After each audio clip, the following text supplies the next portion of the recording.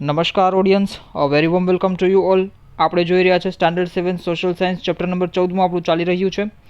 ચેપ્ટરની theme છે સંસાધનોનું જતન અને સંરક્ષણ. ઓલરેડી આપણે ડિસ્કસ કરી ચૂક્યા છે. આખા ચેપ્ટરમાં કેવા શું માંગે છે, ચેપ્ટરની થીમ આપણને શું સમજાવવા માંગે છે, અને ખાસ કરીને આ ચેપ્ટરમાં આપણે કયા કયા ટોપિક્સ ઇન્ક્લુડ છે કે જેને આપણે સ્ટડી કરવાના છીએ, એ તમામ વસ્તુ ઓલરેડી આપણે ડિસ્કસ કરી ચૂક્યા છીએ. લાસ્ટ લેક્ચર તમે જો ન જોયો હોય તો ખાસ કરીને લાસ્ટ લેક્ચર જોઈ લેવાનો.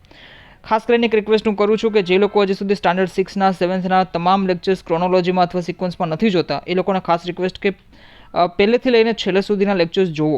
અને ટેવ એવી જ પાડો, હેબિટ એવી જ પાડો કે પહેલેથી લઈને છેલ્લે સુધીના. કેમ કે જિયોગ્રાફી હોય, ઇવન હિસ્ટ્રી, જિયોગ્રાફી, કોઈ પણ સબ્જેક્ટ હોય, ઇવન નોટ ખાલી એક વસ્તુ સોશિયલ સાયન્સ નથી, કોઈ પણ ઇવન સબ્જેક્ટ હોય, એને હંમેશા પહેલેથી લઈને છેલ્લે સુધી જોવાની કોશિશ રાખો, જેથી કરીને તમને જે કોન્સેપ્ટ છે એ બિલ્ડ થતા જાય.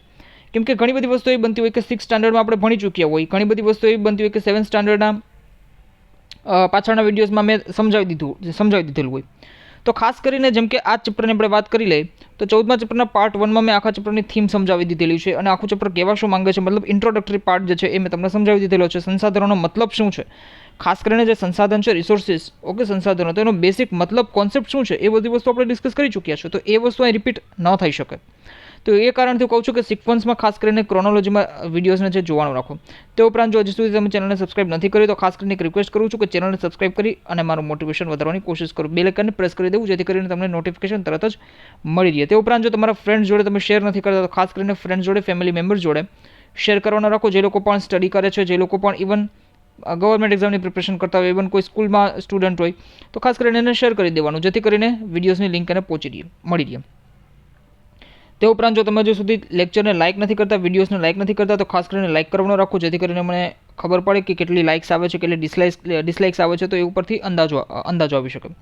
અને ખાસ કરીને કમેન્ટ સેક્શનમાં જણાવી શકો છો મને કોઈ પણ પ્રકારનો ફીડબેક હોય, કોઈ પણ પ્રકારની તમારી ક્વેરી હોય તો મને કમેન્ટ સેક્શનમાં જણાવી શકો છો. અને ઇવન જે મારું મેઇલ આઈડી છે એ પણ મેં અબાઉટ સેક્શનમાં મેન્શન કરેલું જ છે, બરાબર છે. તો તમે ત્યાં પણ મને ડાયરેક્ટલી કોન્ટેક્ટ કરી શકો છો મેઇલ થ્રુ, જેથી કરીને કોઈ પણ પ્રકારની તમારી ક્વેરી હોય, કોઈ પણ ડિસ્કશન કરવું હોય, કોઈ પણ ટોપિકને રિલેટેડ, તો તમે મેઇલ કરી શકો છો. ચેનલની વિઝિટ કરશો, એબાઉટ સેક્શનમાં જશો એટલે ત્યાં તમને મેઇલ આઈડી મળી રહેશે. એ મેઇલ આઈડી ઉપર તમારે મેઇલ કરી શકો છો તમે. અને જેટલું બનશે એટલું જલ્દીથી હું એને રિસ્પોન્સ કરવાની કોશિશ પણ કરીશ. નાવ આપણે આગળ વધીએ. સંસાધનનો બેસિક આઈડિયા શું છે એ આપણે ઓલરેડી ડિસ્કસ કરી ચૂક્યા છે. હવે આપણે જે જોવાનું છે એ જોવાનું છે સંસાધનોના પ્રકાર, યાની કે ક્લાસિફિકેશન ઓફ રિસોર્સિસ. ખાસ કરીને તમે જુઓ કે બે પ્રકારે આપણે આને વેચી શકીએ. એક તો આપણે કુદરતી, ઓકે, આમ તો ઘણી બધી પ્રકાર હોય પણ મેજોરિટી, મુખ્ય રીતે આપણે બે પ્રકાર, કુદરતી અને ખાસ કરીને માનવ નિર્મિત સંસાધનો, એટલે કે મેનમેડ એન્ડ નેચરલ, બરાબર છે. નેચરલ અને મેનમેડ, બંને વચ્ચેનો ડિફરન્સ શું છે? કુદરતી એટલે ખાસ કરીને કુદરતે આપણને આપેલા હોય અને એવા સંસાધનો ડાયરેક્ટલી આપણે કુદરતી ફોર્મમાં જેનો ઉપયોગ કરતા હોય, કુદરતી સ્વરૂપમાં જેનો ઉપયોગ કરતા હોય. ઘણા લોકો કન્ફ્યુઝ હોય કે માની લો કે કોઈ પણ એવા સંસાધન, બરાબર છે, કે જે કુદરતે આપણને આપેલા હોય, તો એ રીતે નહીં. કુદરતે આપેલા હોય અને કુદરતી સ્વરૂપમાં જ આપણે એનો ઉપયોગ કરતા હોય તો એને કુદરતી સંસાધન કહેવાય. કેમ કે તમે જો માનવ નિર્મિત સંસાધનો અને કુદરતી સંસાધનોની વચ્ચેનો જો થોડો ડિફરન્સ જે છે એ ખૂબ જ માઇનોર ડિફરન્સ છે. સમજાવું કઈ રીતે? બેસિક વસ્તુ એ છે કે માનવ નિર્મિત સંસાધન હોય જ ન શકે. એનું રીઝન શું છે? કેમ કે કોઈ પણ મનુષ્ય જે છે, મેં તમને લાસ્ટ વિડીયોમાં પણ કીધેલું કે ભાઈ મનુષ્ય સ્વયં જ સંસાધન હોઈ શકે છે.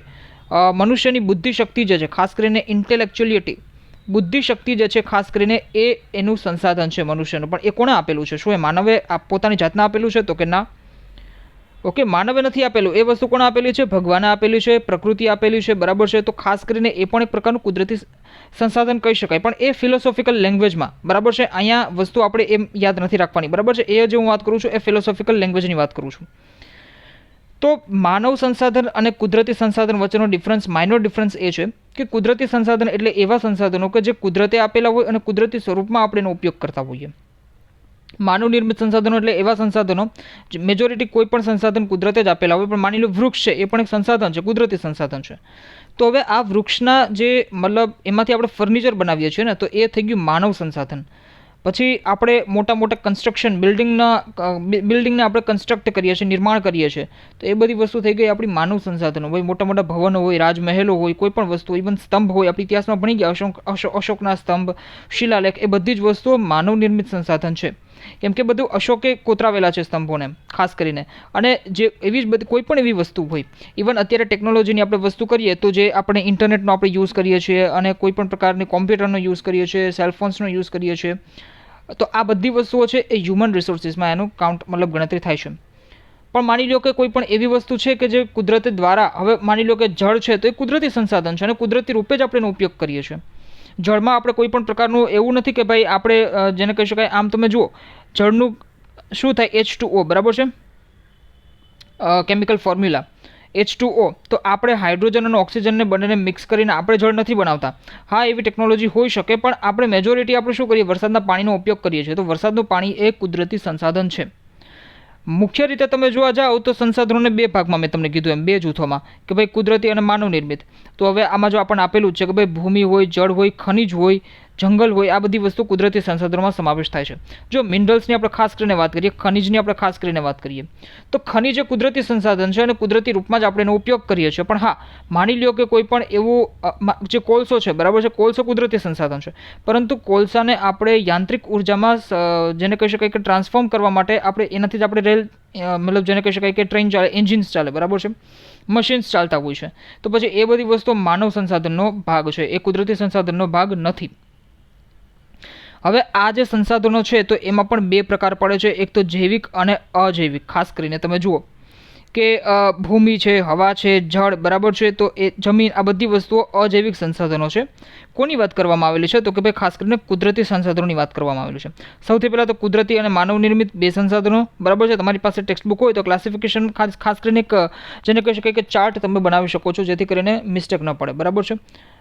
સંસાધનો, ઓકે, સંસાધનો કુદરતી અને માનવ નિર્મિત. કુદરતીમાં પાછા બે પ્રકાર, જૈવિક અને અજૈવિક. હવે જૈવિક અને અજૈવિકમાં શું ડિફરન્સ છે, હમણાં જ આપણે જોઈ ગયા ભાઈ. જૈવિક એટલે કે અજૈવિક એટલે ખાસ કરીને ભૂમિ, હવા, જળ, આ બધી વસ્તુઓ અજૈવિક, જમીન, આ બધી વસ્તુઓ અજૈવિક સંસાધનો છે. જ્યારે જંગલ અને પ્રાણીઓ છે એ જૈવિક સંસાધનો છે. આમાં કોઈ પણ વસ્તુ સમજાવવાની મને નથી લાગતી જરૂર, કેમ કે જે વસ્તુ સમજાવવાની હતી મેં તમને સમજાવી દીધી. બાકી આપણને બધાને આઈડિયા છે કે ભાઈ જમીન છે, હવા છે, જળ છે, એની અંદર જે છે એ જે જીવો રહેલા છે, પણ જમીન પોતે જેને કહી શકાય કોઈ જીવ નથી, બરાબર છે, તો એ અજૈવિક સંસાધન થઈ ગયું. હવા છે, જળ છે, બરાબર છે, આ બધી વસ્તુ. પણ જ્યારે જંગલ છે તો વૃક્ષો જે છે એ જીવ છે, ચેતન છે, એ બધી વસ્તુઓ લિવિંગ ફોર્મ છે. તો basically this all are the Biotique અને બાયોટિક. તો આ બધી વસ્તુઓ બાયોટિક અને એ બાયોટિક સંસાધનોની રિસોર્સિસની વાત કરવામાં આવેલી છે. તો જંગલ અને પ્રાણીઓ જૈવિક સંસાધનો છે. હવે માનવીય સર્જેલા ઔદ્યોગિક એકમો, ઇન્ડસ્ટ્રીયલ યુનિટ્સ, ખાસ કરીને આર્કિટેક્ચર્સ, પેઇન્ટિંગ્સ, આ બધી જ વસ્તુઓ, સામાજિક સંસ્થાઓ માનવ નિર્મિત. કેમ કે મેં તમને હમણાં સમજાવેલું કે ભાઈ માનવે આ બધી વસ્તુઓનું નિર્માણ કરેલું છે. તો આ રીતે તમે જુઓ કે સંસાધનોના અલગ અલગ રીતે ક્લાસિફિકેશન થાય. મેં તમને ચેપ્ટરના સ્ટાર્ટિંગમાં પણ સમજાવેલું હતું કે ભાઈ જે ખાસ કરીને મનુષ્યની જ્ઞાન છે, બુદ્ધિ, કૌશલ્ય છે, ઇવન એનું જે હેલ્થ છે અને જે કોઈ પણ અન્ય એની ક્વોલિટીઝ છે, ગુણ છે, આ બધી વસ્તુઓ માનવ સંસાધનમાં સમાવેશ થાય છે. અને કુદરતી સંસાધનોના વિકાસ માટે માનવ સંસાધનનું હોવું જરૂરી છે. ખાસ કરીને કેમ કે તમે જુઓ કે કુદરતી સંસાધન આપણી આસપાસ ઘણા યુગોથી અને ઘણા વર્ષોથી પડેલા છે. પરંતુ હવે આ જે કુદરતી સંસાધનો છે એને સંસાધન તરીકે ઓળખવું અને એમાંથી ખાસ કરીને હ્યુમન્સ માટે જરૂરી એવું સામગ્રી બનાવવી, વસ્તુઓ બનાવવી, એ બધી વસ્તુઓ ખાસ કરીને એટલા માટે માનવ સંસાધન હોવું ખૂબ જરૂરી છે. જ્યારે તમે જિયોગ્રાફીનો ખાસ કરીને હ્યુમન જિયોગ્રાફી, બરાબર છે, ખાસ કરીને માનવ ભૂગોળ જો તમે ડિટેલમાં તમે જ્યારે એનાલિસિસ કરો, અને ભૂગોળ જો તમારો એક સબ્જેક્ટ હોય બીએસસીનો અથવા બીએનો, તો એમાં તમને આ ખૂબ રિસર્ચનો ટોપિક છે કે માનવને સંસાધન કેવી રીતે બનાવવું. અત્યારે આખી દુનિયા જે છે ખાસ કરીને અલગ અલગ રિસોર્સિસ ઉપર કામ કરવા કરતાં માનવને જ સંસાધન કેવી રીતે બનાવવું એ વસ્તુ ખાસ કરીને ખૂબ જ ઇમ્પોર્ટન્ટ છે. એ વસ્તુ કેવી રીતે થાય તો કે ભાઈ શિક્ષાથી થાય, જ્ઞાનથી થાય, બરાબર છે. શિક્ષા અથવા જ્ઞાન, શિક્ષા અને જ્ઞાન એવી વસ્તુ છે ખાસ કરીને આનાથી તમે જુઓ કે માનવ જે છે એ સંસાધનમાં પરિવર્તન પામી શકે છે. જો આતંકવાદી છે, બરાબર છે, અને ઇવન મતલબ આ આતંકવાદી છે એક નડતર રૂપ વસ્તુ છે, બરાબર છે, એક જેને કહી શકાય કે એક એગ્રીકલ્ચરલ લેન્ડ છે, બરાબર છે, એક ખેતીકીય જમીન છે, બરાબર છે, ખેતીકીય જમીન છે. તો ખેતીકીય જમીનમાં એવું જરૂરી નથી કે ભાઈ આ જમીનના ટુકડાથી માંડી અને આ જમીનના ટુકડા સુધી આ બધી જ જેને કહી શકાય કે જમીન છે એમાં ખાસ કરીને એક સરખો પાક અને એક સરખી વસ્તુ જે છે એવું જરૂરી નથી. તો સેમ પૃથ્વી ઉપર પણ એવું જ છે. માનવ જે છે એને સંસાધનમાં પરિવર્તન થવા માટે ખાસ કરીને એને શિક્ષા અને જ્ઞાનની જરૂર છે, તો જ એની બુદ્ધિ કૌશલ્યતા ખીલશે. બરાબર છે. એટલે હું આતંકવાદીનું કહેતો હતો. બરાબર છે. આતંકવાદી એ સંસાધન ના કહી શકાય. આતંકવાદી કરતાં તો હું તો એમ કહું કે ખાસ કરીને જે મંદબુદ્ધિ વ્યક્તિઓ છે, જે મેન્ટલ હોસ્પિટલમાં ઇવન એડમિટ થયેલા જે પેશન્ટ્સ છે, એ પણ ખાસ કરીને સારા કહેવાય. કેમ કે આતંકવાદી જે છે એ જે સંસાધનો છે, કુદરતી સંસાધનો એને પણ બગાડે છે, ઇવન માનવ સંસાધન છે એને પણ બગાડે છે. કેમ કે ખાસ કરીને ભણેલા ગણેલા જે આઈટી સેક્ટરમાં એક્સપર્ટ્સ લોકો જે છે એ જો આતંકવાદી થઈ જશે, બરાબર છે, તો એ લોકો ખાસ કરીને બાધા ઉત્પન્ન કરશે. તો ખાસ કરીને માનવ સંસાધન જે છે ખૂબ જ ડીપમાં સમજવા જેવી વસ્તુ છે. અત્યારે એ ટોપિકને હું સાઈડમાં રાખીશ, નહીતર જેને કહી શકાય કે જો હું એ ટોપિકને સમજાવવાનું ચાલુ કરીશ તો અત્યારે એ બધી વસ્તુઓ ફિલોસોફિકલ ખૂબ નીચે ડીપમાં જે છે એ ડેપ્થમાં જે છે એ બધું ચાલ્યું જશે. તો સંસાધનો આપણને વિવિધ રીતે ઉપયોગી છે. ખેતીથી શરૂ કરી ઉદ્યોગ અને પરિવહનની પ્રવૃત્તિ સુધીની તમામ પ્રવૃત્તિમાં પ્રત્યક્ષ કે પરોક્ષ રીતે કુદરતી સંસાધનો આપણને ઉપયોગી છે.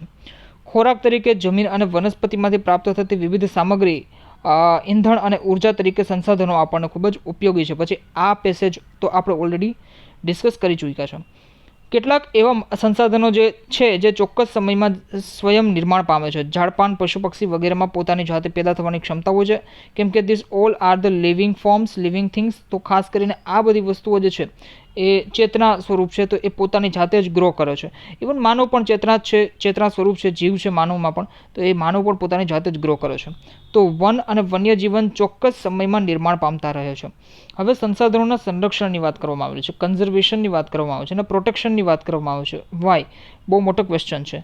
બિકોઝ લિમિટેડ, મેં તમને ખાસ કરીને લાસ્ટ વિડીયોમાં મેં તમને સમજાવેલું છે, આ વર્ડને યાદ રાખજો, લિમિટેડ અથવા મર્યાદિત. આ વસ્તુ ખાસ કરીને યાદ રાખવાની છે. જુઓ, શું વસ્તુ મર્યાદિત છે એવો પ્રશ્ન થાય તો પૃથ્વી ઉપર રહેલા સંસાધનો એ મર્યાદિત છે.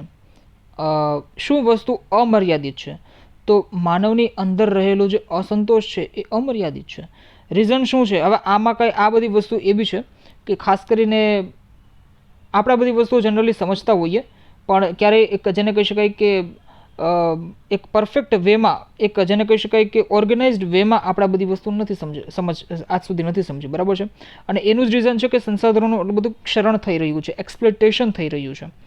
કેમ કે આ બધી વસ્તુઓ થિયોરીઝ નથી, પણ પ્રેક્ટિકલી આ બધી વસ્તુને ફીલ કરવાની જરૂર છે. જો આપણે, હું હો અથવા તમે કોઈ પણ હોય, આપણી જે ડિમાન્ડ છે, આપણી જે ડિઝાયર છે એ અનલિમિટેડ છે. કોઈ વ્યક્તિ જો એવું કહે કે મારે આટલી વસ્તુની નીડ હતી, જરૂર હતી, ફૂલફિલ થઈ ગઈ છે, દેટ્સ ઇટ, હવે મારે વધારે નથી જોતું, તો હું કહું કે એ આ પૃથ્વી ઉપરનો અત્યારના હાલમાં દેવતા સમાન મનુષ્ય છે. પણ એવા મનુષ્ય ખૂબ જ ઓછા જોવા મળે છે. કુદરતી સંસાધનો જે છે એ મર્યાદિત છે. કુદરતી સંસાધનો એટલે કે જમીન હોય, હવા, જળ હોય, કોઈ પણ એ મર્યાદિત છે, લિમિટેડ છે. જ્યારે માનવીની જરૂરિયાતો અમર્યાદિત છે. જો છેલ્લા કેટલાક વર્ષોથી તકનીકી ક્ષેત્રે એટલે કે ટેકનોલોજી ક્ષેત્રે થયેલા અસાધારણ વિકાસ અને વસ્તી વિસ્ફોટથી સંસાધનોનો ઉપયોગ ખૂબ જ વધી ગયો છે. વસ્તી વિસ્ફોટ જે છે, ખાસ કરીને ઓવરક્રાઉડેડ પોપ્યુલેશન, ગ્લોબલ પોપ્યુલેશન ખૂબ જ અત્યારે વધી રહ્યું છે. તો એ પણ એક રીઝન છે કે ખાસ કરીને રિસોર્સિસ જે છે એ લિમિટેડ આપણને ફીલ થાય છે કે ભાઈ રિસોર્સિસ લિમિટેડ છે. જો આપણે જમીનની વાત કરીએ, એક એક્ઝામ્પલ થ્રુ આપણે સમજવાની કોશિશ કરીએ. જમીનની ખાસ કરીને વાત કરીએ, આપણને બધાના આઈડિયા છે કે એક સમયે ભારત દેશની એક 1947ની જો આપણે વાત કરીએ, તમે વિકિપીડિયા પણ કરી શકો છો. 1947માં ભારતની વસ્તી કેટલી હતી? ત્યારે ભારતીય ઉપમહાદ્વીપની વસ્તી કેટલી હતી? કેમ કે ત્યારે પાકિસ્તાન, બાંગ્લાદેશ, આ બધી જ વસ્તુઓને, ઇવન ઘણા બધા નાના મોટા રિજન્સ છે એ પણ ઇન્ડિયા એક સમગ્ર ભારતના રૂપમાં જ હતું. તો ભારતીય ઉપમહાખંડની વસ્તી 1947માં જ્યારે દેશ આઝાદ થયો ત્યારે કેટલી હતી અને અત્યારે 2023માં કેટલી છે? અત્યારે 2023માં માત્ર ભારતની વસ્તી જ 150 કરોડથી માથે ગઈ છે. બરાબર છે. એવું આપણે કહી શકીએ 150+ કરોડ જેટલી ઇન્ડિયાની પોપ્યુલેશન થઈ ગઈ છે. 1947માં માત્ર ને માત્ર ભારતીય ઉપમહાદ્વીપની વસ્તીની જો આપણે વાત કરીએ તો અપ્રોક્સિમેટ 35 કે 40 કરોડ જેટલી એક જેને કહી શકાય કે માનવની વસ્તી હતી. તો ત્યારે જે લેન્ડની જરૂરિયાત હોય, ડિમાન્ડ હોય, એના કરતાં અત્યારે જે લેન્ડની ડિમાન્ડ હોય એ ખૂબ જ, તો આ વસ્તી વિસ્ફોટની વાત આવી એટલે મને તમને આ કહેવાનું એક એક્ઝામ્પલ યાદ આવ્યું. બરાબર છે. એટલે એના ઉપરથી તમે સમજી શકો કે વસ્તી વિસ્ફોટ જે છે એનાથી સંસાધનો પર કેટલું દબાવ પડે છે, ક્ષરણ કેટલું થાય છે સંસાધનોનું. કેમ કે જેમ વસ્તી વધશે એમ એનો બેફામ ઉપયોગ પણ સંસાધનોનો વધશે. જમીન હોય, ઇવન જળ હોય, એગ્રીકલ્ચર માટે પણ લેન્ડની જરૂર પડે. બરાબર છે. કેમ કે જેને કહી શકાય કે પાકની જરૂર વધી જશે. તો આ પરિસ્થિતિ વિશે ગંભીરતાથી નહીં વિચારીએ તો આપણે તેના માઠા પરિણામો ભોગવવા પડશે. એટલે જ ભવિષ્યની પેઢીઓ માટે સંસાધનોનું રક્ષણ કરવું એ આપણી સૌની ફરજ છે. સંસાધનોનું રક્ષણ એટલે સંસાધનોનો વિવેકપૂર્ણ ઉપયોગ. કેટલાક સંસાધનો પોતાની મેળે ચોક્કસ સમયમાં હિસ્સાની પૂર્તિ કરે છે અથવા અખૂટ હોય છે, જેને નવીનીકરણીય સંસાધનો કહેવાય છે. આ બધી વસ્તુ આપણે બેસિક સાયન્સમાં ભણી ચૂક્યા હોય છે. નવીનીકરણ સંસાધન અને અનવીનીકરણીય સંસાધન, બરાબર છે. Renewable resources and non renewable resources. આમ જોવા જાવ તો એનર્જી અને રિસોર્સિસના જે ક્લાસિફિકેશન છે એમાં નામ જે છે એ સિમિલર જ હોય. નવીનીકરણ ઉર્જા અને અનવીનીકરણ ઉર્જા અને મતલબ એના જ આપણે રિન્યુએબલ નોન રિન્યુએબલ એ રીતે કહેતા હોઈએ છીએ. તો જો મતલબ રિન્યુએબલ એટલે શું, તો કે ભાઈ ખાસ કરીને નવીનીકરણ એટલે શું, તો કે ભાઈ ખાસ કરીને જે અખૂટ હોય તો એવા સંસાધનો નવીનીકરણીય છે. તો જંગલો છે, સૂર્યપ્રકાશ છે, બરાબર છે. પણ હવે માની લો કે નોન રિન્યુએબલ, એક વખત તમે એનો યુઝ કરી લો, પછી એ બીજી વખત આપણે એનો યુઝ નથી કરી, મતલબ એક વખત આપણે એનો યુઝ કરી લીધો, પૂરી થઈ ગઈ વસ્તુ પૃથ્વી ઉપરથી, પછી ન થાય તો કે ભાઈ પેટ્રોલિયમ છે, ખનિજ કોલસો છે, વગેરે વગેરે. જો આમાં એક વસ્તુ આપણને આપેલી છે ટેક્સ્ટ બુકમાં, જંગલો.